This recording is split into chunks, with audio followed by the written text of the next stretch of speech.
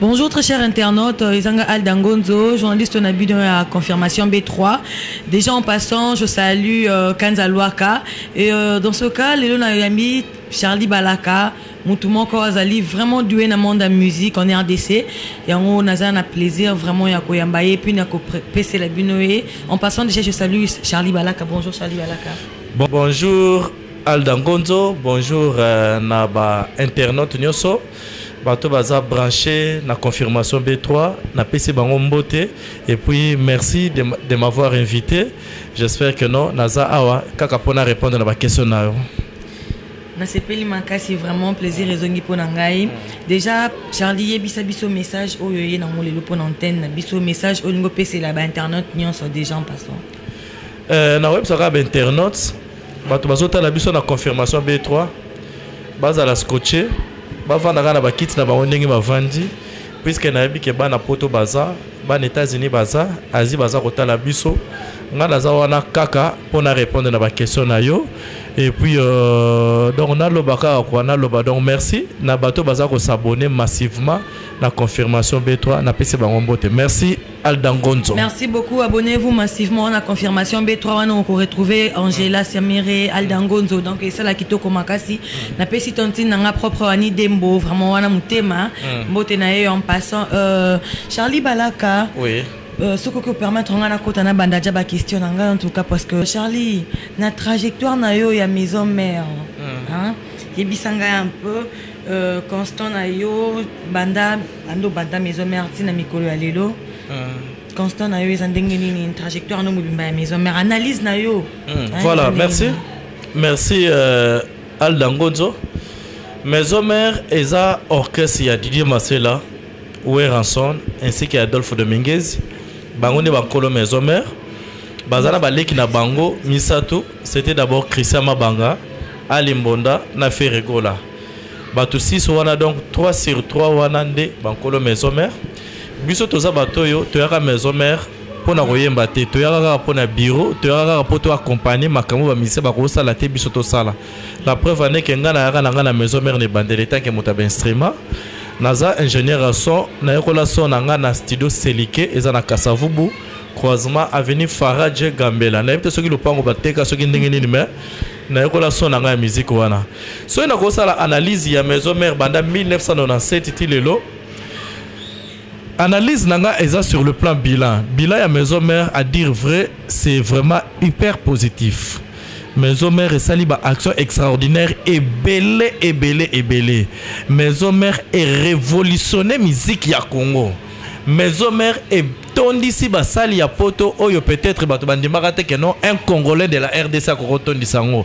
Basali lokola ba palais des sports, basali lokola ba Bercy, ba Zénith, basali lokola ba ville juive puisque je me souviens de la toute première production à Maison mère oyo betaka na ville juive na Paris, c'était vraiment scandale bato bakufa ezaki na plein moko donc impossible.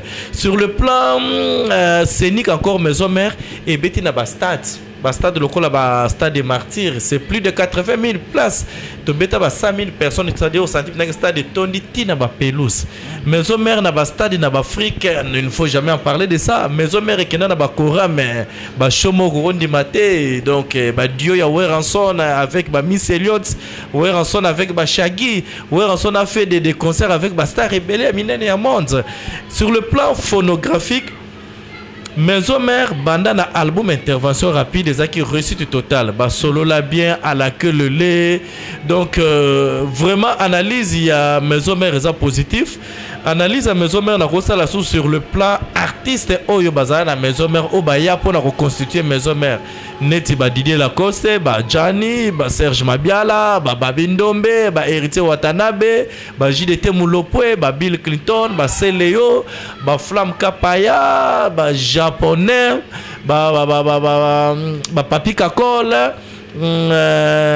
ba Mimish Bass ba Cherry Sente c'est-à-dire ezaki orchestre moko ba musicien baza ba star ba musicien baza ba star donc musicien maison mère soka bimi ressentir maintenant que non wana c'est vraiment une star donc bilan il y a maison mère du début ti lelo eza hyper positif sauf que non maison mère oya e bandeliwana na maison mère oya lelo eza ndenge moko te, bien que c'est toujours Weranson oya za ko chapeauter wenge maison mère ango. Merci. Merci, bien répondu Charlie. On dirait qu'à va créer polémique mon boye, mais par rapport à dire non, on a comprendre que l'eau est en monté. Mais Charlie Balaka a expliqué que nous étant expert à monde de musique na RDC, étant vraiment moutoma kambango. Et puis ça bisoni et ça la que musicien ton musique et soit succès to baisse. OK. C'est très bien. Musicien pour ça la succès ou bien musicien soit un succès à ça la comme on a baisse il y a succès naie. Ba paramètre eza ebele alda. Eza na batu mususu pe lelo basala la musique pour na renforcer musique. Eza na batu ebele basala musique pour azana mbongo. Eza na batu ebele basala musique pour na passion. Eza na batu mususu basala musique pour na kisi. Eza pe na batu mususu basala musique puisque Nzambe atinda ye na mokili pour asala musique. Batu lokola ba Weranson. Olinga te Nzambe asala ye pour asala musique. Weranson a basali wenge na bango ba imposer système style ya King Kester Emene en soko tali bien que no voix Emene mutazaro yemba na maison mère na wenge tout terrain 4x4 c'était Weranson, même démarche même makamune zalaki ki King Kester Emene ya et loko sala ka no mutasa la succès ezaba makambo ebele eza d'abord il faut za la musicien il faut za la époque na yo musique au ça la succès vous à époque na yo. La preuve est que ce qu'on moni même na kala, batolokola ba trio majesté, ba sala ba succès à danger. Succès ba sala ko na poza ki époque na bango. Batolokola ba mbuta nseka lita bembo, ba sala ba succès moko oyo orchestre moko sala te puisque za ki époque na bango.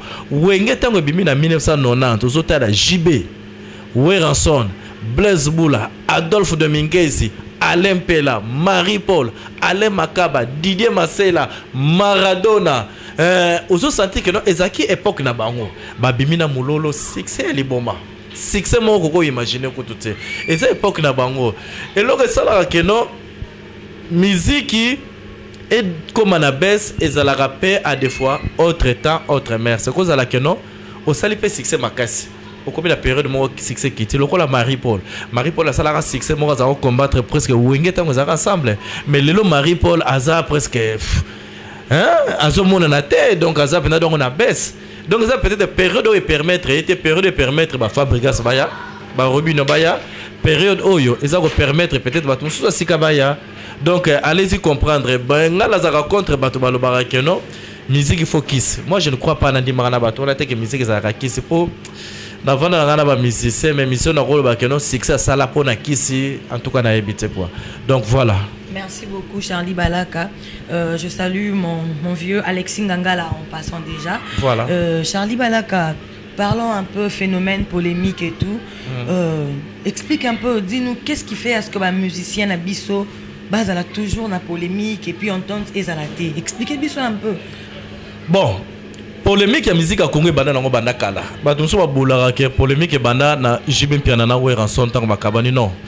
Polémique et banda nango banda kala même ba luambo makiadi na batabule au senti que non polémique ezara danger na ba verkis parce que yo kanate mais net mikolo te hein bon net mikolo te oui ndenge na biki no autre temps autre mère c'est pour polémique na bango ya tango kala ba kobeta ba concert na ba bar lelo ba concert comme na ba stade bien que ba exception ezalaka lokola ba trio majesté pe ba beta ba concert na ba stade donc polémique oui eza bien polémique banda kala oui mais polémique eza loyal na déloyal net polémique ya Jibin Piana na Weranson olingo lingate yango nde komisa bango ba millionnaire et komisa bango ba millionnaire ba beta ba stade ba beta ba Bercy donc voilà donc polémique banda nango kala continuité nango eza ko keneti lelo et puis ba réalité pe comme ko changer quoi ba polémique comme à des fois ba kuluna ba polémique comme na ndenga mabe ya ba nzoyi polémique comme na makambo belé donc voilà sa polémique ezani donc importance à polémique parce que les gens ont dit tête au côté quand même tellement que tu as raté c'est que les gens ont moins raison moins bruit donc dans un besoin na besoin na internet na bisoto eba mère Aniti Mambote muté Mambote na yango merci importance à polémique les années importance à polémique et ça na dévolé importance à politique rose à la paix na cadre que non polémique na zo ba concurrence loyale pour motiver adversaire puis ce moni période à biso ba wenge tango to kabwani na maison mère ezala ki jibe soka beti esplanade à palais du peuple ndega beti wana mbala moko mona une semaine 2 semaines après Weranson pe akena esplanade à parler du peuple jibe abeti Bercy abeti Bercy jibe abeti parler des sports salibo wana eza ba polémique to benga concurrence sur la ils ko motiver moninga sala jibe asali TH sali intervention rapide salibo jibe salibo abeti boy wana eza ba polémique moko oye matisaka musique ozo comprendre ba polémique ya mabe eza que non oya lobby boy oya saleli opération boy na boy banzo iboko ndoko soye wana za mabe wana za sous polémique te wana komi bande de criminels wana komi donc ba assassin ba mercenaires ba tandengo wana bazo mériter condamnation na mibeko mboko faut pas kende na boloko. Je salue mon vieux Didier Lengui, à Montréal en passant déjà. De grand plaisir à te saluer, mon vieux Yves Matouti. Tous on n'a pas Charlie Balaka. Charlie Balaka, expliquez Bissona nous qui est. Tous on a besoin de comment gérer qui polémique existe qui entre maison mère na BCBG parce que aux anciens maison mère. Voilà, polémique voilà, c'est presque tout le monde qui a eu le temps de gérer en gros d'une manière ou d'une autre, manière na sens que non polémique ya Jibem Piana et Weranson entre autres Wenge Maison Mère et Wenge BCBG et révolutionne la musique ya Congo. Et puis et bénéficier ba musicien ba composant et à BCBG et à ya Maison Mère.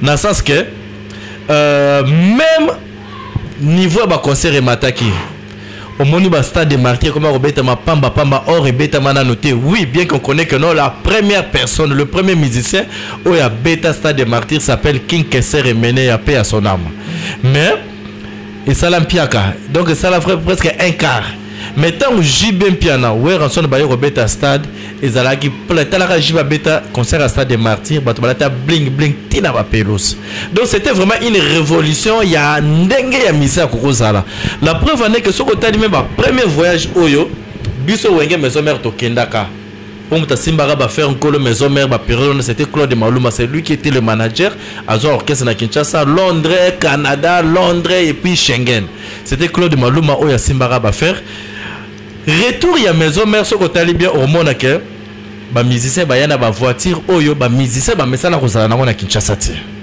okomona ba faire rigolo ba yana ba 300 coupé dîner la cause yana 3 quarts 500 Audi et BMW donc c'est-à-dire aux hommes on a Bill Clinton yana Mercedes 300 ya Jackie JDT Mercedes 300 c'est le yana Vitara Bill Clinton Mercedes 300 coupé à l'époque to rocha le les alors Bentley vous comprenez donc c'est-à-dire vie sociale comme qui danger so aucun BCBG hôtel Alain Pela 600 so monde se sentir venir que non oyo bourgeois ni wana c'est-à-dire musique à période wana est révolutionnaire qui mentalité et puis façon d'être à musique c'est-à-dire musique comme qui vraiment un bourgeois bien que Wenge est imposé qui bourgeoisie na monde musical donc je peux dire que non c'était ça donc bravo na Jibem Piana bravo à Weranson. Et en passant par rapport il y a polémique entre BCBG et la maison mère Charlie oui. Par selon yo banani bazaki ba gagnant et puis banani bazaki ba perdant. Bon, merci pour la question. C'est une question très fondamentale. Banani bazalaki ba gagnant, je crois que la polémique bokabanya wenge batu baza ba gagnant bazami balé. C'est Jibem Piana et Weranson. Weranson était parti faire l'orchestre avec d'abord numéro 1 c'était Didier Massela, lui Weranson et Adolphe Dominguez. Mais le loso Didier Massela c'est un perdant. Je dirais bien qu'à côté maison mère bateau bazaba perdant et ça n'était pas Didier Massela, Adolphe Dominguez. Oui, ça marche à mine pas Azako Bonda. C'est un courageux, bravo à Adolphe Dominguez. Na côté à Jibem Piana, le gagnant c'est Jibem Piana. Le perdant bazami balé. C'est d'abord Ale Makaba qui est le perdant puisque Ale Makaba azalokola mutazako sala squelette ya musique ya Wenge. C'est Ale Makaba qui imposait les styles. Ale Makaba c'est la tête du train. Il y a JB ba Wera ba Didier Massela, tout le monde c'était Ale Makaba.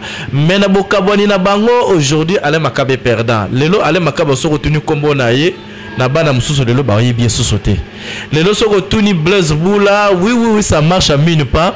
C'est comme Adolphe Dominguez, ça marche à mine pas.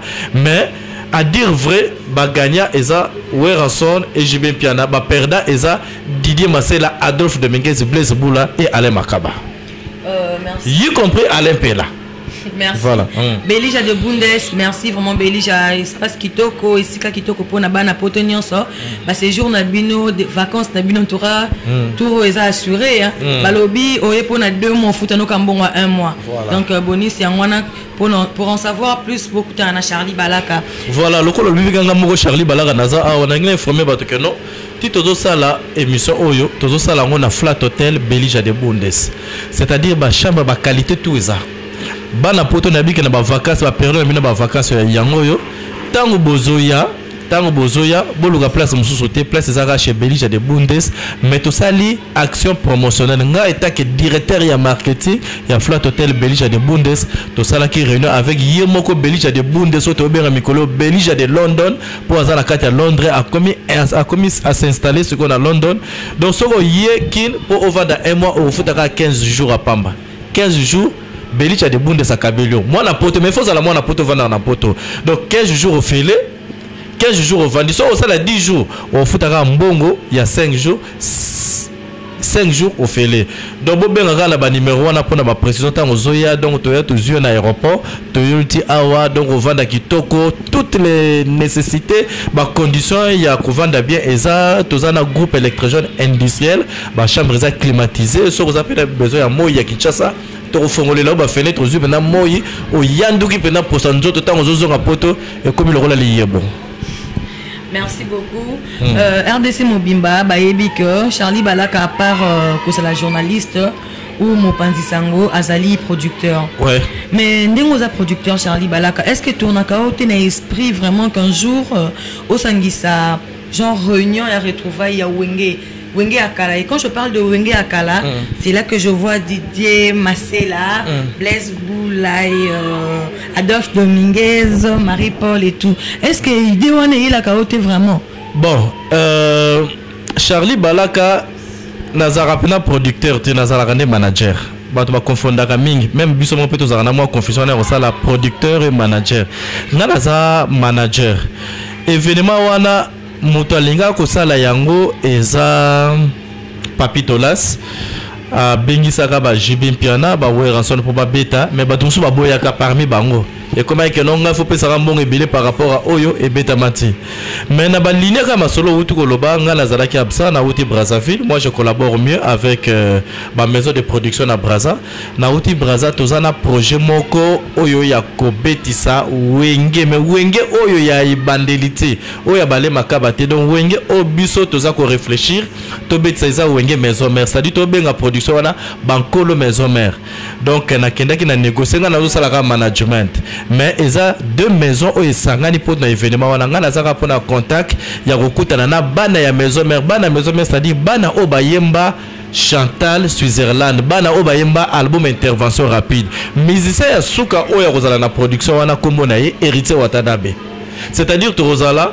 na Ferregola Didier Lacoste Serge Mabiala Adjani JDT Molopwe Bill Clinton c'est Léo na défense tozana japonais Flamme Kapaya tozana Mimish Bass tozana Papi Kakol tozana Alimbonda tozana Cherry Santé donc c'est-à-dire bana ya maison mère et puis soirée wana et vous allez 3 glorieux concerts soirée wana gobeta pendant 3 jours et vous allez vendredi samedi dimanche à Brazzaville ba précision nazo pesa binote puisque dans 2 jours nazo zonga suna Brazza pour te mega ko réfléchir ensemble pour ta on oya et ils allez directement contact pour na ba musicien mais na ko senga vraiment na batu ba ba kenon production wana ko sala na mois de décembre mais pareil à événement wana to bengisi Didier Massela Nkolo Wenge donc Didier Massela Nkolo Wenge yende kozala pareil à événement wana za na poto to futele billet à na Brazza ya ko assister a ko beta pour les artistes et musiciens mais aza plus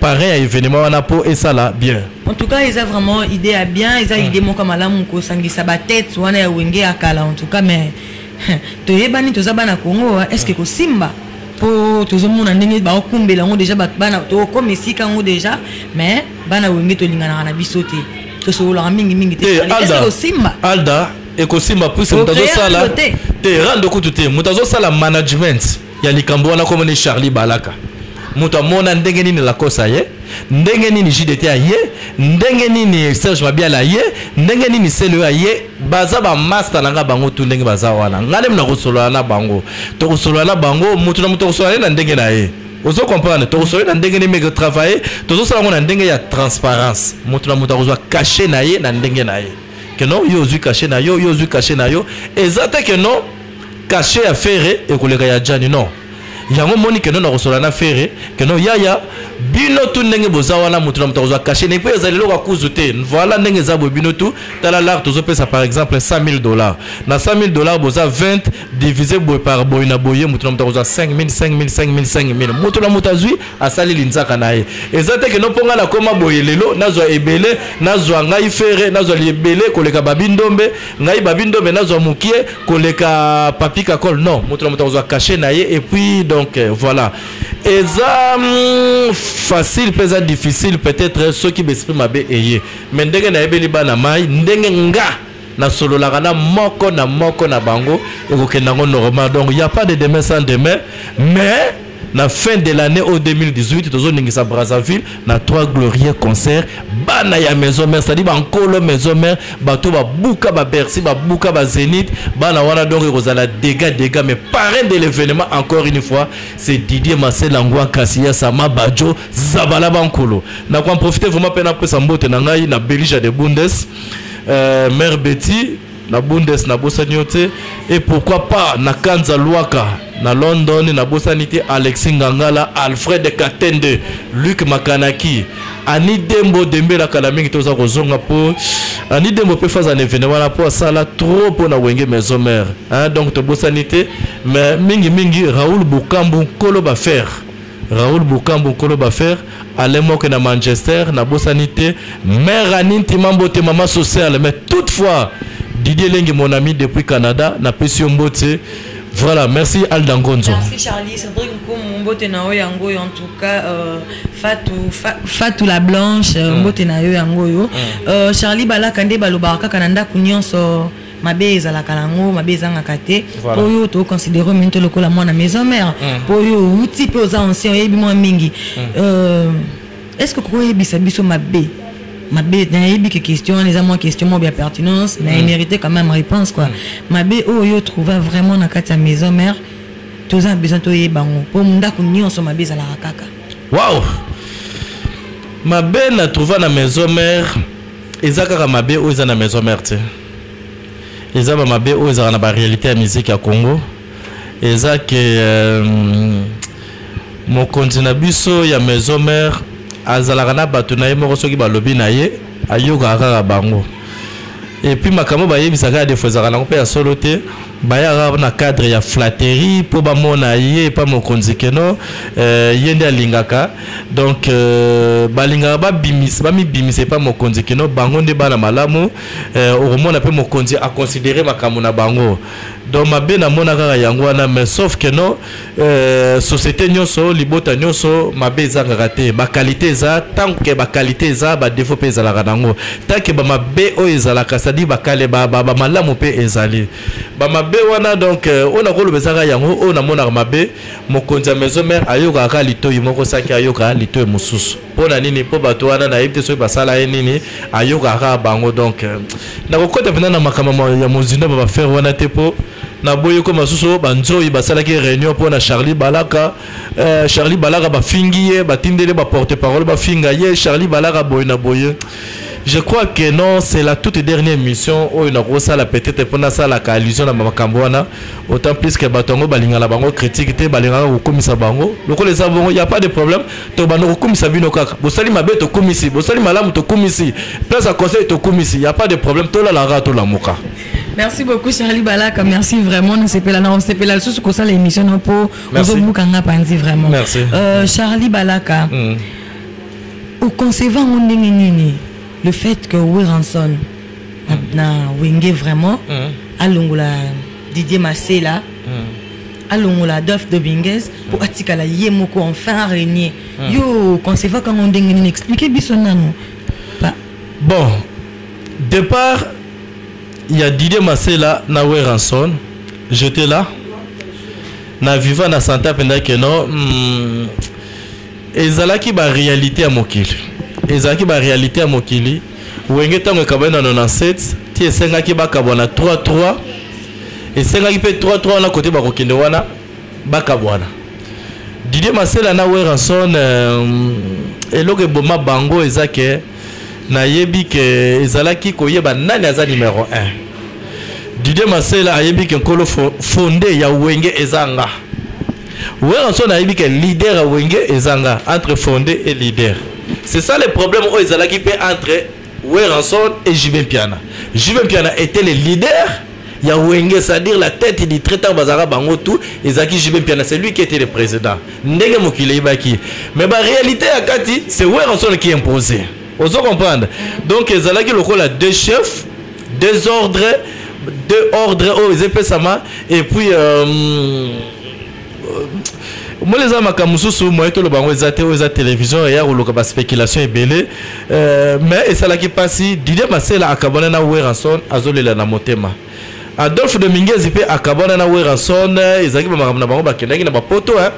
Donc ba Bercy wana ça ne tenait plus avec Didier Adolphe na Weranson et puis Adolphe Dominguez Alexa qui mobali na yo na complicité à Charlie Balaka puisque je suis la seule personne on a le cas na TV pour annoncer que Adolphe Dominguez ne fait plus partir de Wenge Maison Mère. Il vient de créer son orchestre à lui qui s'appelle Wenge Musique à Maison Mère d'Adolphe Dominguez. On a écouté comme Tony Salamina noté Adolphe Dominguez na poto. Ba vi na biso Jaco Sahel ba yebi.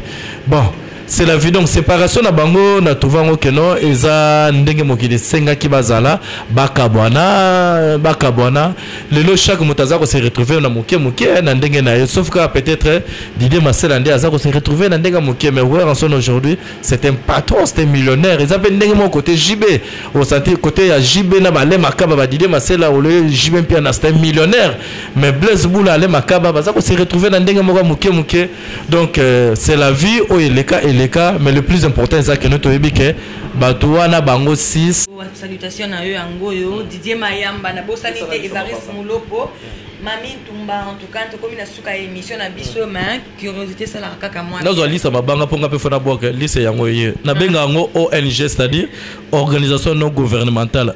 Bateau tout à Fona Boka Bango. Pour Bango de Bazo Sala, que Mbatimo Ardoiseya, Sapato Basala, on a Mbanta Bukanga Lonzope et Monana. Chemise ardoise na mo gragolé o ya mwindo bango ni bazo ça donc ça vaut la peine à koboaka bango yango na bengango organisation non gouvernementale donc neti ale moke nkolo confirmation B3 na Manchester bienvenue Yanga Adomanisa Papi Adomanisa en États-Unis Luc Makanaki na Autriche oh non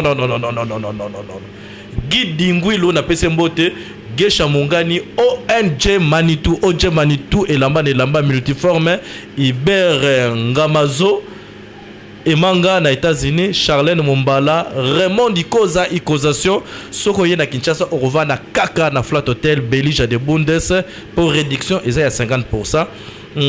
Papi Botela, le Magela na Brazzaville, na Bosanité, Excellence Flora Chiba, directeur ya cabinet ya Mokonzi na biso Sasungesu na Brazza, Hôtel Clé de Chat chez Mère Beka, Bernadette Kiakelo na Brazza, Germandine Ndundu na Canada, c'est-à-dire motema ya Didier Lengi na Bosanité Patrick Bongangi na Canada, Katin Kolo motema ya Doudou Ndundu na Dallas, Landry Lengi et pourquoi pas na Laura Tendance na Montréal, na Fiston Makevili na Dallas. Donc lisa mabanga nanga esili Dunia Safi, Kanzaloaka, salutation à eux en Wana.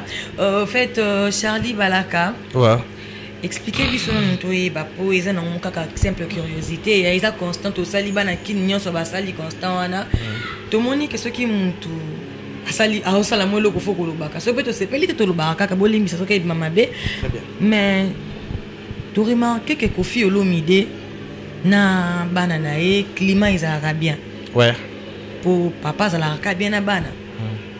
Coup bientôt na fali bossa la single na bango donc ils ont déjà c'est bon déjà. Jibem Piana même à distance ils en a bana mais climat ils a toujours kitoko bazo sur la bien donc ils a bien mais tout comprendre raté wenge maison mère en tout cas on dirait ezalaka nga na kobenga nga mvutumo na ndinga bonzambe donc koyoka ezalaka te mésentente nde ezalaka na kati entre papa na bana nayebi te ezalaka nini koloba te na kati mwa moto oyo poza mwana maison mère mais na solo ya banzoi mabe banzoi donc Aldangonzo na begeye mwa muke po esalinga pasi esalinga pasi po na nini po biso toza ba africain toza na civilisation bantu nazotala vraiment droit na caméra po bato bazotala ba comprendre eloko na ligne koloba avec un pincement avec un cœur lourd que seul mutu akokaki ko convaincre Weranson na question tuningai azara soso vivante comme na yewa senga kimponi paix à son âme mais na ko senga na batu mususu ope bazala na Weranson na ndenga kala ba mega ko réfléchir pour la question oyo Aldangonza tuninga Papi Kabemba Elliot Mondobe Dengos Mwanga Percy Tumba Émérite Elonga ambassadeur Guy Jabrond Youla Bols Mère Anine Timambote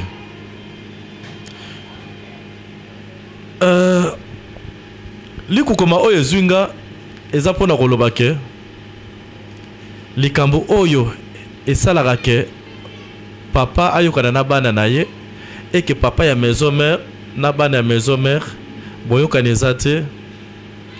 Je crois que ndenge na lobaki yango tout au début que on est africain on est bantou elingi koloba ke papa ya kala azalaka te.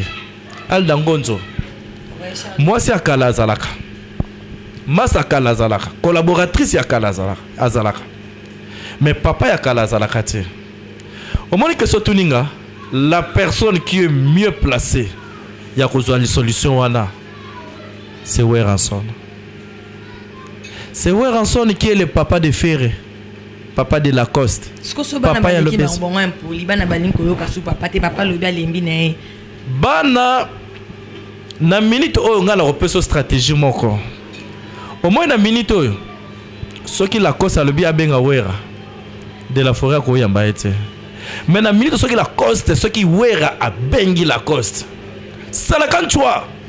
Pondeka tozawana mutu na mutu Wera pese kombo nga ba pesa nga kombo kapaka la ngonzo. Soki lelo Wera zui téléphone abenga Lacoste ko yamba. Bon comprendre biso que nous tozome la vitaleuse ou koyaka. Soki lelo de la forêt abengi Ferregola. Ferregola a kotosa. Et puis Aldangonzo yebango que non. Lelo réconciliation ce que Salami Weranson et Ferregola, ça sera une force, une puissance pour Weranson. Et comme ça Ferregola sous ma casse koleka. On est ça orchestre va guerrier muta pesa biso ba tactique à cause la guerrier c'est Weranson à l'accent nangani ni sari fazala. Lelo ozomona featuring oyo Koffi Olomide très bientôt ba kosala na Fally Ipupa. Oui, Rosala bien. Pour se Fally Ipupa comprendre l'orientation à musique dans le monde de lelo. Mais lelo je te dis que non, ce qui Weranson a sali featuring na banane lokola ba Bill Clinton, ba Ferregola, Kinshasa Kokoya. Tremblement de terre. Ça va créer une force, une puissance Weransonnerie chez Weranson. Alors c'est à papa Weranson, yende il faut apprêter main forte na yende faut à créer réconciliation wana. Comment réconcilier? Comment accueillir créer réconciliation wana? C'est juste quand on a maloba. Quand tenir un bon langage Weranson le lelo soka na confirmation B3. Alors le langage a bien pour na faire, pour na JDT, pour na lobeso, pour na qui que ce soit oyaza mwana na ye. Yeba avec no lobby mwana ne akoleka na même émission akosala yango fois 2. Ce qui est le lobby malamu pour na sele yo, lobby sele yo akosala ba loge wana fois 4. Donc c'est-à-dire bato baza pembe na Weranson. Soko yebisi bango bula bo ah presse. Bana badaya na bango lingo fula bango. Ah presse. Surtout bato bazalaka pembeni na ba ntega wana. Balinga ba yana ba flatterie moko po ba mono ndire ke bango. on a ma solo on pena tango e banda kaka nous film bango bazalaka te. Donc c'est-à-dire c'est une vraiment en tout cas félicitations pour la question wana ngana zolo bango droit devant ba Weranson ça va zota langa que non réconciliation ya Weranson na bana nae et kozala une puissance une force sous oyo ko bakisama et pas ya Weranson et que cela sera réciproque même na bana nae mais bana bazana ta ya kosala le kamona te c'est Weranson qui doit faire un pas au bini fali poupa na Koffi Olomide nulle part na émission mon côté même na internet même na télévision okoyoka ke Koffi Olomide azo finga fali oyoka ke no fali azo finga Koffi ozo comprendre ezalaka toujours maloba bien Koffi passe toujours que wana mwana nanga c'est-à-dire c'est le même message oyo Wera doit d'abord être fier ya bana na ye et puis bana ni ba kozong c'est la sincère lelo c'est que Weranson est devenu na niveau ya makasi eza bana wana nde ba matisa papa na bango. Force à Bill Clinton, il y a Lacoste, il y a Ferre, il y a Serge Mabiala, il y a Gianni, il y a Ali Mbonda, il y a Kakol, il y a Héritier Watanabe. Bana wana ndeba sala keno Weranson na matamakasi. Ceux qui le Weranson na simi bango. Na ba orchestre mike zolo ba yemona na sosote. Donc encore une fois, banzo ibilo to finga na internet na lobby na mabeti na lobby o eza réalité. Ceux qui bo sala nga ba réunion keno Charlie Balaka lobby mabe. Je m'en fous comme m'en fous. Je m'en fous comme zéro. Peu pour ça là rien. Dans le lobby on peut ça bongo. Didelengi na Montréal na moni wana bolandi Charlie Balaka katani makasi era katana obwe. Tena linga ba blague tena makomo wenge maison mère puisque naza moto na linga Weranson koleka batutu baza pemeni na yo wana vie na kamombala momo ila yigi ndekwa kala za la kate mais bango baza ba collaborateur un jour ba otika ba collaborateur akala mais moi je suis toujours ndekwa Wera. C'est ça vraiment, là vraiment sur ce point tu as raison, tu as vraiment raison Charlie Balaka. Mais Charlie Balaka faut avoir un grand cœur hein. Pour na makambutozo yo kamikolo pour na yo en tout cas faut zalaka yo pour surmonter. Je m'en fous. Hein. Comme zéro. Je m'en fous comme m'en fous. On a la question ka ponga funa ye ba po ba internet baza branché ba olinga ba yo ka réponse na yo. Donc tout ça na posa pinato yo kango. Ndenge toujours la na net na ba télévision partout na minora batu. Bah insulte un jour nyon sur ton sujet et puis yo zaka wana oza na ebité te Koffi nganga ibana nango kalate nga non seulement Koffi ngwa mena beta mape ngai soki nazala makasi na mbangu te na bachangi te mbele nzoto lelo peut-être na ba cicatrice ebele biso to beta mi trop tant to bani maison mère biso to vanda na longue histoire et pas José Mobiala na quoi avenir ba oyo avenir ba gouverneur Bible sur le full wazolan chaf ya munchambo ki sadaki ndeki Adolphe de Minguez mutamimaka na poto atikala na poto akoma kosala soki wapi na yebite biso to vanda na longue histoire et pas José Mobiala leki ya Kinshasa remene ya bato jibe bavanda na pharmacie MCT na inga wana kaka donc mundelo na biso ezalaki so baye kotika yo wana ngala vanda venir Belaki na Bandal soki na longo wana na kokatsa boite pona mata Belaki fonda zo pena côté ba dimbambo mala lekinda ko beliot ntiri marché ntiri na ko katsa kimbondo na ke palin ezaki so ko kati kuna ba beti yo donc Koffi ngo bazo finga nga lelo